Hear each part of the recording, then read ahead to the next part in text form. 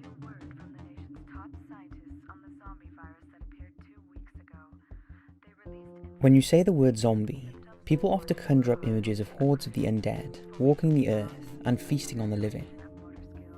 This image has been greatly influenced by popular culture's take on the phenomena, which has even built on to include diseases and science creating their own zombie hordes. But just how did this perception of zombies come about, and is there any truth in it? Arguments continue over the origins of the zombie phenomena, and even the word zombie itself. According to the Oxford English Dictionary, the word zombie was first recorded into English in 1819 by European explorers in West Africa. In these areas, the word was used as an equivalent to corpse or spirit in English. Many people from this region were forcefully relocated as slaves to the Caribbean, taking their religious beliefs with them, which gradually began to merge with local beliefs. But as well as relocating the Africans, the European slavers also forced them to adopt Christianity, and this led to a degree of religious confusion amongst the unfortunate slave and local populations, something that still continues to this day. In Haiti, the word zombie already existed when the Africans arrived, and was the name given to a snake god, but this seemed to fall out of use, for it was during this time that the word zombie became associated with the apparent raising of the dead by Haitian witch doctors, since the Africans saw an apparent corpse come to life. These witch doctors achieved this feat by putting people into a dead-like state using either drugs or deep hypnosis, whereby externally there was no indication of life in the body before then reviving them. Without modern medical assessment techniques, it did appear that these witch doctors had revived the dead, and the process was often so traumatic on the victim that they awoke in a trance-like state. Thus we have both aspects of the modern perception of zombies, death and then rebirth, into a subhuman level of consciousness and behaviour. Even the witch doctors believed in their power, and many continue to do so to this day. In fact, in 1994, when the US threatened to invade Haiti, acting President Emile Jonas warned the US troops would face up to 3 battalions of zombie soldiers. It is this fascinating phenomenon that popular culture has taken to heart in recent decades. Although zombies have appeared in books and movies since the beginning of the 20th century, it was George A. Romero's Night of the Living Dead which is cited as giving birth to the modern zombie genre, despite the fact the word zombie is never used once in the film. With the continuing success of films and television shows such as World War Z and The Walking Dead, and even the US Center of Disease Control publishing a manual on how to survive an infestation of zombies, the public interest in the topic remains high. So just how real is this phenomenon? And could we ever one day actually face a real-life zombie apocalypse? Let's find out.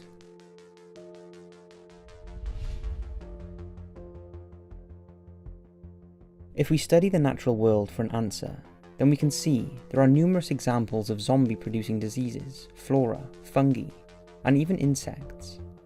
And some of these can have startling effects on living creatures. In the jungles of Thailand, a species of fungus, called Ophiocordyceps, requires a lot of sunlight to survive and reproduce, and it's developed a frightening way of getting itself into the sun. It seizes control of the brain of an ant and forces it to climb above the corner of the vegetation on the ground, so it may bask in the sunlight, grow, and then release its spores. The unfortunate zombie ant is then left to die. When you consider that the fungus doesn't even have a brain of its own, this control of another creature is all the more remarkable a feat of nature. There are, however, creatures with their own brains who deliberately seek out and take full control of other creatures to make them do their bidding as zombies. In Japan, there exists a wasp called Reclinovelus nielseni, the female of which will attack a spider and deposit her eggs into the unfortunate arachnid's abdomen. But that's not the end of it. Nobody is exactly sure why or how, but the spider's sole purpose then becomes to protect the eggs it's been infested with. In some cases, the spider has been observed abandoning their old webs and constructing a new one, in order to better protect its wasp larvae while they grow. Eventually the wasp larvae start to consume the spider before evicting its carcass from the web and making it their own while they enter cocoons. Scientists theorize that the larvae control the spider's behavior by injecting mind-altering hormones into them. Effectively, they are being drugged. But zombie-inducing parasites are not just limited to the insect world. In the southwest United States, the California killfish is unfortunately in the grip of its own zombie apocalypse. Nearly the whole population is infected with parasitic worms living in their brains. And when enough of these accumulate, they begin to deliberately affect the fish's behaviour. The worms themselves require ingestion by birds in order to thrive, and so they seize control of the fish and make it behave in such a way that it attracts a predator bird. The bird then dives down and catches the fish, consuming it and too the worms.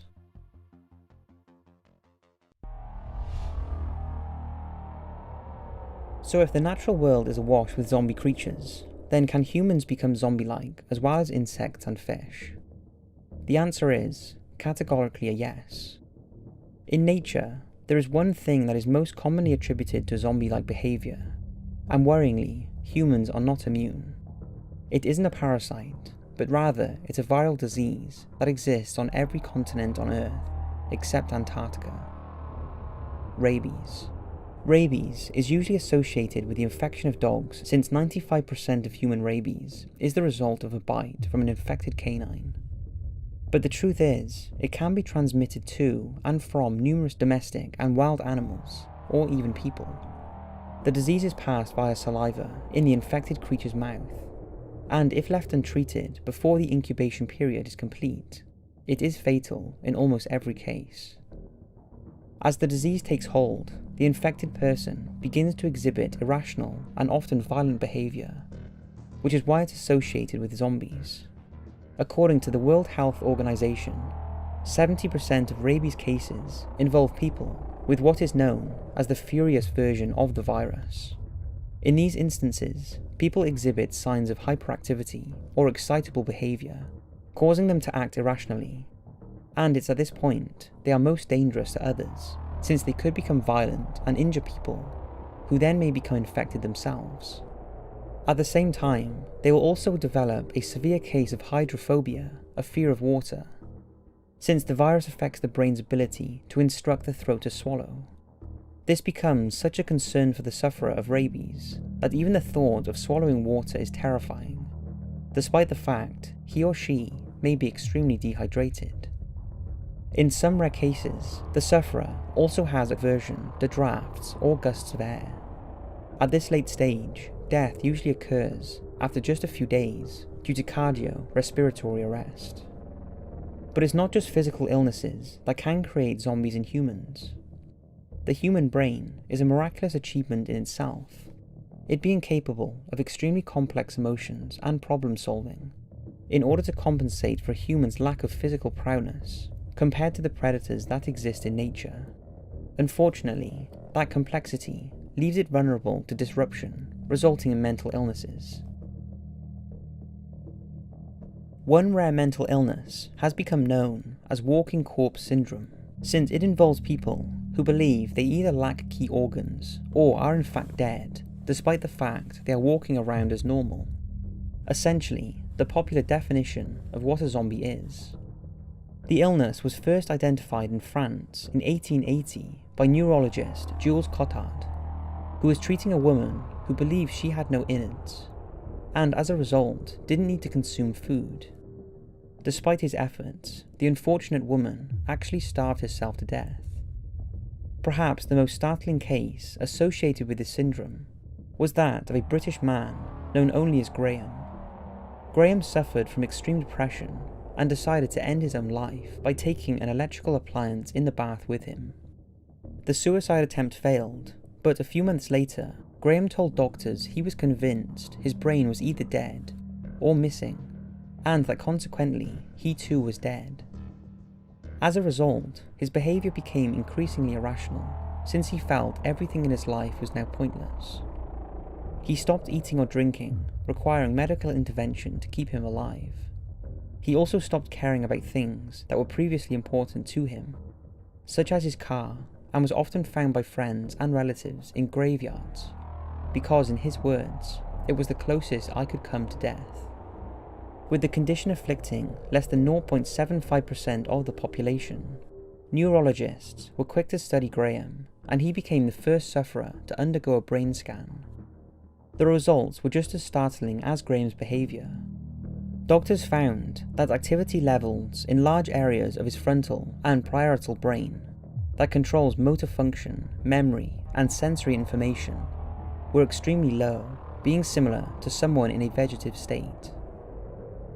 Neurologist Stephen Laurie at the University of Liège in Belgium said, "I've been analysing PET scans for 15 years, and I've never seen anyone who was on his feet, who was interacting with people with such an abnormal scan result. Graham's brain function resembles that of someone during anaesthesia or sleep. Seeing this pattern in someone who is awake is quite unique to my knowledge." Zombie-like behaviour can also be intentionally or unintentionally programmed into the brain. Behavioural psychology suggests that we learn through being conditioned to act a certain way. Behaviourism was theorised by Dr. John Watson, who boasted that if he was given a dozen healthy infants, he could, over time, condition them to grow up to be anything, regardless of their genetic or personality traits, doctors, lawyers, or artists. So why not zombies? There are, of course, more immediate ways of affecting someone's behaviour in such a way that they become like zombies. Chemicals such as alcohol, antidepressants, and psychotropic drugs being introduced into the body alter or inhibit the way the brain functions, leading to changes in behaviour. We are all familiar with stories of groups of people who are intoxicated with alcohol or drugs going on a rampage because the substances they have used have temporarily altered their brains, lowering their inhibitions, causing hallucinations, and increasing aggression. Although often, these are just temporary. However, prolonged use of such chemicals can permanently alter the brain's functioning, leading to a reduction in its overall capability, the result of which can sometimes be a near-permanent zombie-like state. Perhaps even more frighteningly, in the last decade, Russia and the Ukraine have seen a startling rise in the use of a recreational drug that is sometimes referred to as the zombie drug. Known on the streets as krokidil, the drug is an illegally manufactured version of desomorphine, a variant of traditional morphine considered around 10 times more powerful. It's known as the zombie drug because, as well as its powerful mental suppressive qualities, the toxicity of the substance as a result of the poor standard it is manufactured actually starts eating away the flesh where it's injected. In extreme cases, the flesh has rotten away to such an extent that it exposes the bone underneath. To the lay person, seeing someone stumbling through the streets, appearing barely conscious as they are high on the drug, and with flesh rotting away on their body, it would appear as though they were looking at a full-fledged zombie.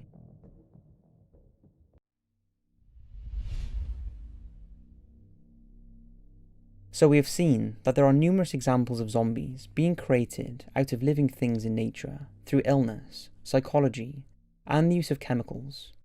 But could people come back from the dead, as in most zombie movies?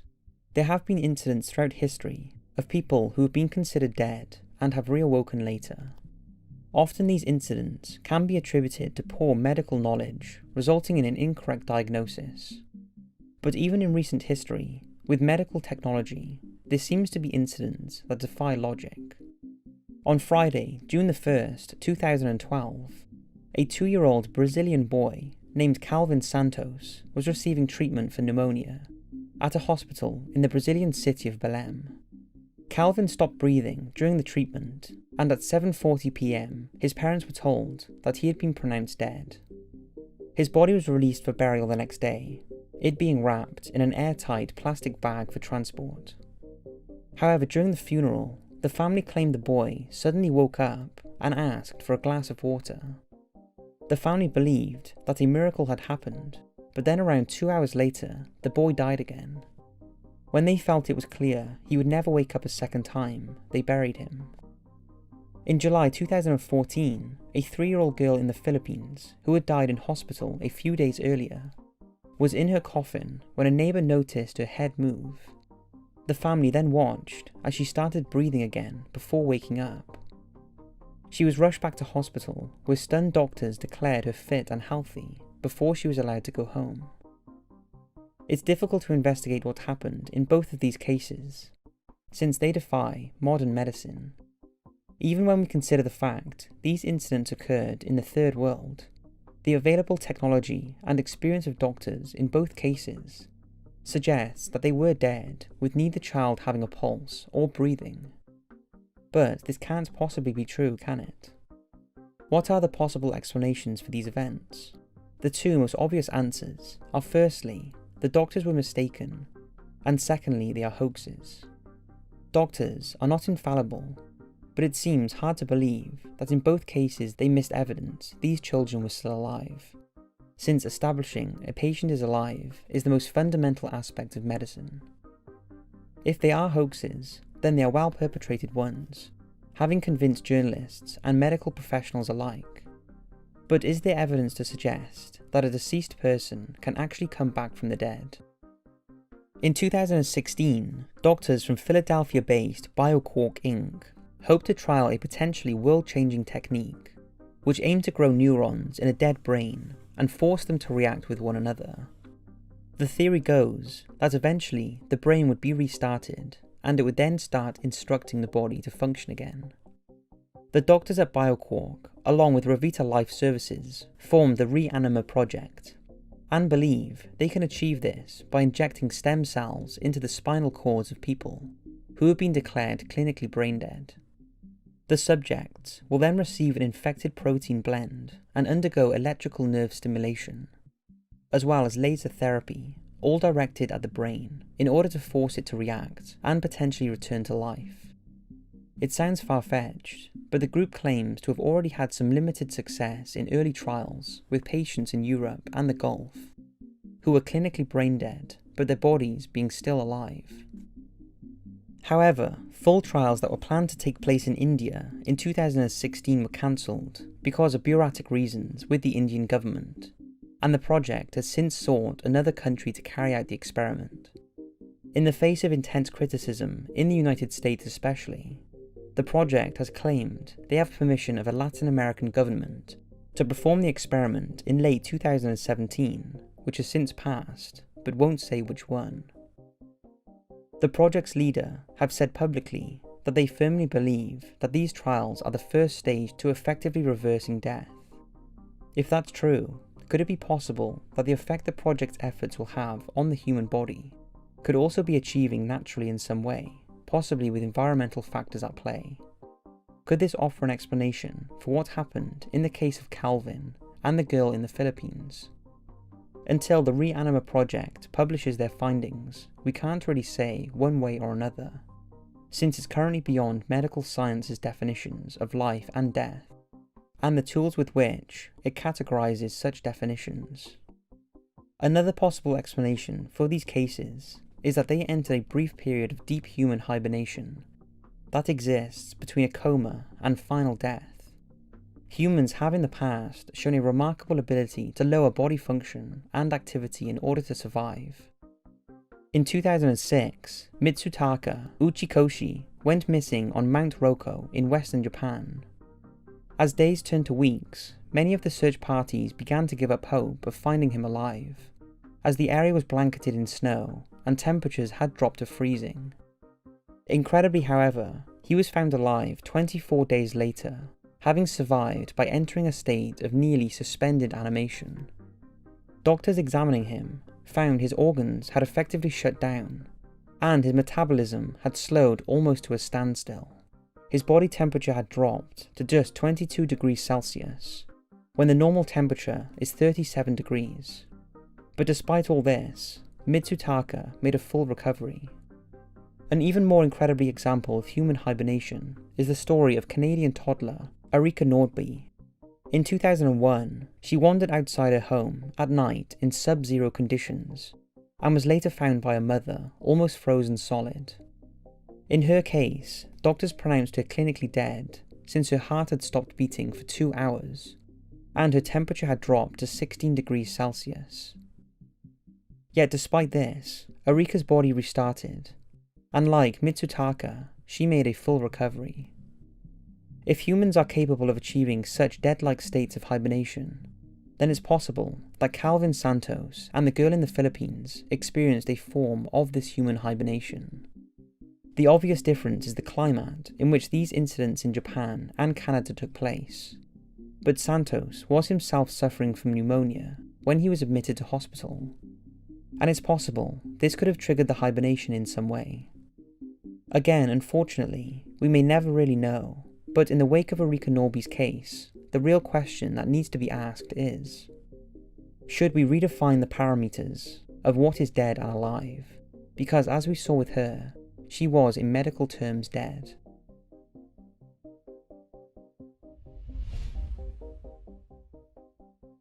Since there are examples of zombie-inducing diseases and chemicals, then we have to ask ourselves whether a zombie apocalypse is actually a possibility. Even though we have now seen cases of the dead coming back to life, it's still highly unlikely we would ever see a Walking Dead-like scenario ever happening. However, that's not to say that a zombie apocalypse is beyond a possibility entirely. The most likely case for a zombie-like outbreak would be from a disease such as the human rabies virus. Between 1998 and 2003, Flores Island off the coast of Indonesia found itself in the grips of a rabies outbreak, during which time nearly 3,500 people were affected. 113 people were confirmed as having been killed in the outbreak, and it was only the swift response of local governments in culling infected animals and offering vaccines that the death toll was not higher.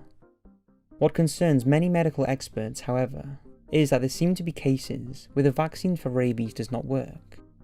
In 2015, a 6-year-old boy in Tunisia was given the rabies vaccine the same day he was bitten by an infected dog, and this should have been enough to prevent the disease from completing its incubation period. Unfortunately, 2.5 weeks later, the boy began exhibiting strange behaviour, and when he was taken back to the doctors, they found he was still infected by rabies. He died a short while later. A similar incident took place in Thailand in 2009, and again a year later in India. This failure rate is thankfully rare, with figures released in Canada in 1997 putting it at 47 out of 15 million treatments worldwide. There are 2 possible causes for the vaccine failure. Either it's rendered useless by poor storage practices, or that the bite itself from an infected animal was not properly tended to. However, if the rabies virus were to mutate to such an extent that a vaccine might be rendered totally ineffective, then the result could be apocalyptic. One of the major aspects of a zombie apocalypse is the altered behaviour of those infected, and the consequences that would have for society at large. While we have already looked at mind-altering chemicals affecting individuals, could there be a way of affecting huge numbers of people and bring about a chemically produced zombie apocalypse? In the 1960s, Dr. Donald Johnson was serving as an MP in Britain when he reportedly expressed his fear that London's ability to function could be destroyed within 8 hours as the population descended into a state of madness and anarchy. He was referring to his belief that London's water supply could theoretically be contaminated with LSD, and reflects the fear among the ruling middle and upper classes at the time of the growing problem of drug-induced crime. While it is possible on paper to contaminate a city's water supply in such a way, it's simply not practical. It would require a truly industrial effort to produce enough LSD to affect London's population. Firstly, the water would dilute any LSD added to it. Secondly, the purification process would break it down, and even exposure to sunlight would destroy it. However, there are other ways to contaminate a population and cause the kind of results Dr. Johnson feared. On August 15, 1951, the French town of Pont-Saint-Esprit found itself in the grip of a seemingly uncontrollable and sudden madness.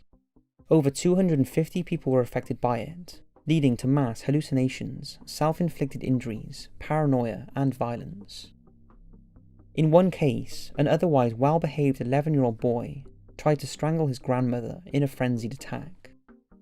In another case, a man believed he was an aeroplane and leapt out of a second-floor window, while one man begged the doctor to help find him his heart, which he said had escaped from his body. 7 deaths occurred while the town was in the grip of the madness, while 50 people were affected to such an extent that they were committed to psychiatric hospitals. The source of the outbreak was traced back to contaminated bread, but just what was it contaminated with has been debated ever since. Ergot poisoning from ingesting alkaloids produced by a type of fungus that infects rye and other cereals, and has hallucinogenic properties, has been largely accepted as the cause. However, in recent years, researchers have claimed that evidence has been uncovered that the CIA were involved in lacing the bread with LSD as part of a research effort into weaponizing the drug. In 2010, the author H.P. Albarelli Jr. published Terrible Mistake, The Murder of Frank Olson and the CIA's Secret Cold War Experiments, within which he claims to have seen an internal White House document highlighting an investigation into abuse by members of the CIA. On one such document was a list of French nationals on the CIA's payroll, and made references to the Pont Saint-Esprit incident. Regardless of who is to blame, the incident does prove that a population can have their behaviour affected en masse by an external source. However, there are more cerebral ways that a zombie apocalypse could occur. Earlier we looked at Dr. Watson's belief that anyone can be conditioned to behave a certain way, including like a zombie, if that was the desired result. But it's also possible for people to adopt certain behaviours, even psychological conditions, if they believe they are at risk of it. In 2012, 19 girls who attended Leroy High School started to develop tics and twitches associated with Tourette's. The outbreak baffled medical experts and led to speculation that a chemical spill that had occurred after a train derailed in the area in the 1970s was somehow to blame. Others believed the girls were victims of some new kind of recreational drug, but both theories were dismissed due to lack of evidence in toxicology tests on the girls. Some neurologists, however, put forward the belief that a combination of stress and relative communal isolation caused the girls to experience a form of mass hysteria. In essence, the girls believed that they were vulnerable to developing the affliction, and as such, they learned how to suffer from it. Social media, such as Facebook and YouTube, were even cited as having heavily contributed to the situation, with the girls uploading videos of themselves as they deteriorated, and this subconsciously instructed the new sufferer how they should behave at the next stage. If this is true, then it would not be beyond the realm of possibility that a small and isolated community could experience a zombie outbreak, if one person started behaving like one, and others believed enough that it could happen to them as well. This belief would be especially effective if it seemed to affect a specific type of person, such as gender and age, which were major factors in the Leroy case. Social media and news coverage would only further reinforce this belief, and instruct people how to behave, even if they knew it was wrong or not normal. It sounds ridiculous, but ask yourself this: how many times have you seen someone yawn, and then involuntarily yawned yourself, even though you were not feeling tired?